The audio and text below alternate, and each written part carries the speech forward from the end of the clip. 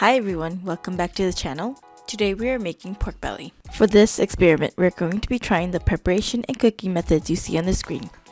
Lots of recipes online requires you to poke holes into the skin, so that's what we're going to do for the bottom two pieces. So the top one's not going to have any poked holes, as you can see here.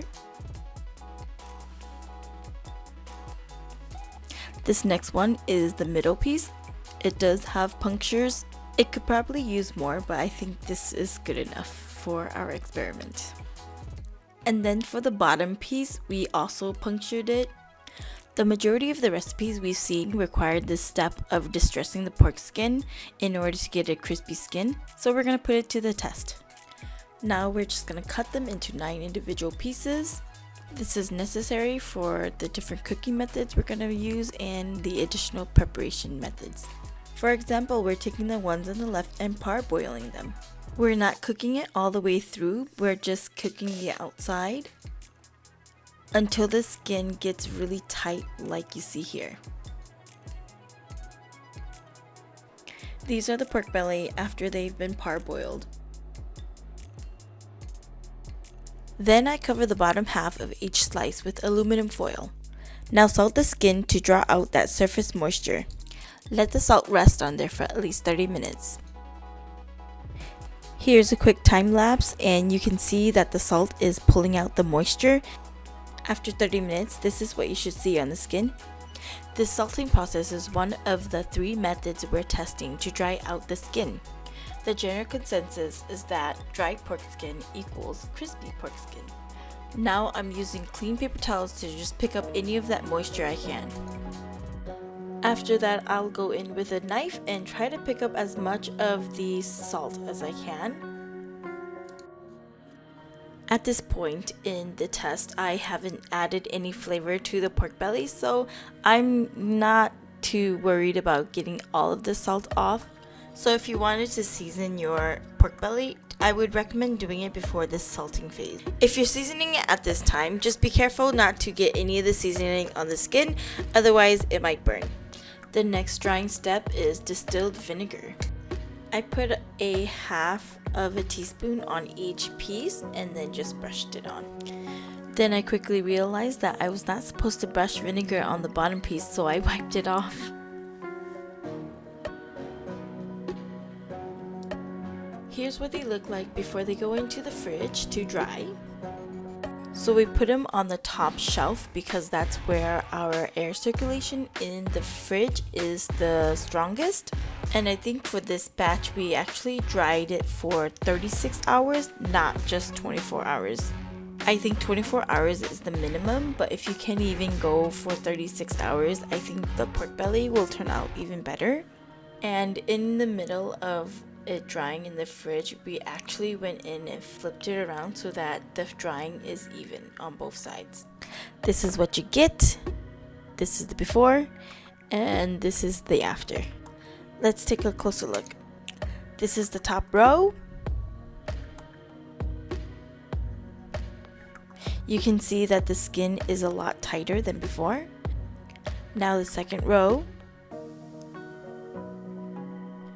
In retrospect, I should have shown you guys this on the video, but if you touch the skin, it's pretty dry and it's kind of tough.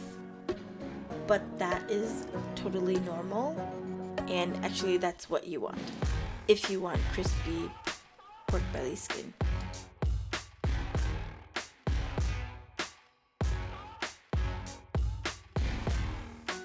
Now for the cooking. We're gonna air fry the 2 on the side, the left and the right, and then deep fry the one in the middle.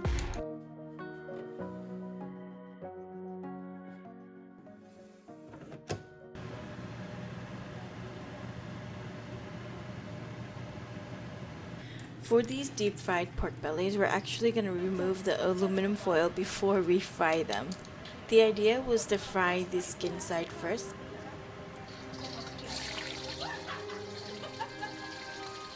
But that happens, so we decided to just cook the meat side first and then the skin side afterwards. I really liked how crispy and beautiful that color looked. You don't get that with the air fried variety. So now we're cooking the pork skin. Unfortunately, our skin was touching the bottom of the wok, so it burned a little bit.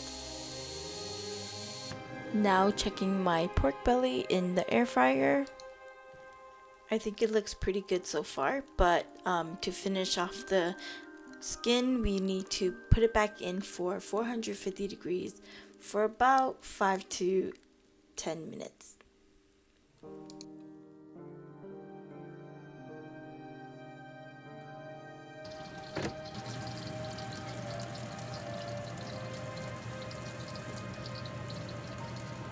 So you saw the skin on the air fried versions.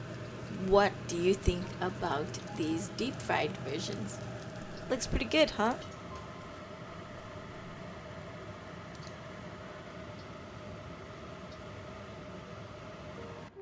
So I cut up the pork belly just to see if they were cooked, and unfortunately they were all not cooked. So into the deep fryer they went. Now let's check on the air fried pork belly. Looks really good. Of course I have to do a close-up. Look at all of those bubbles.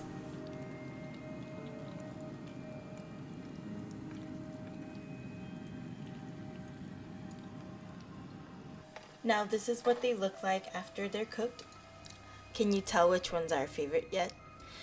So now we're gonna cut into each of them. And in the interest of time, we sped it up. But if you want an ASMR video of cutting pork belly, just let us know. We can post that. So this one has the poked holes. It has salt and wiped off the vinegar on this one. And it was air fried. Not bad, 6 out of 10. This next one is poked holes, salt, vinegar, and air fried. Honestly, not too bad, 7 out of 10. This one, no poked holes, had salt and vinegar, and it was air fried. Not that good, probably because the meat was too fatty. 4 out of 10. These next ones are the deep fried ones. This one is from the bottom row with the poked holes, salt, and vinegar that was wiped off. A little dry because we overcooked it, so 4 out of 10. This one had the poked holes, salt, and vinegar. It was deep fried and possibly a little bit overcooked as well. 5 out of 10 for this one. So top one, deep fried, does not have poked holes, has salt and vinegar. A little dry, 2 out of 10. Disclaimer, I'm really bad at deep frying, in case you didn't know. This next one has the poked holes, salt, no vinegar, but it was also parboiled. Then it was air fried. Did you see all that juice? 8 out of 10. This next one was also air fried, poked holes, salt, vinegar, and it was parboiled. Yeah, you could probably tell this is the winner. 9 out of 10. Now the last one, parboiled, no poked holes, salt, and vinegar, also air fried. Seriously, look at all that juice. Honestly, this one was not bad, 8 out of 10. And here are the overall scores, as well as a side-by-side. So in conclusion, if you want crispy pork belly, you want to dry the skin out as much as you can.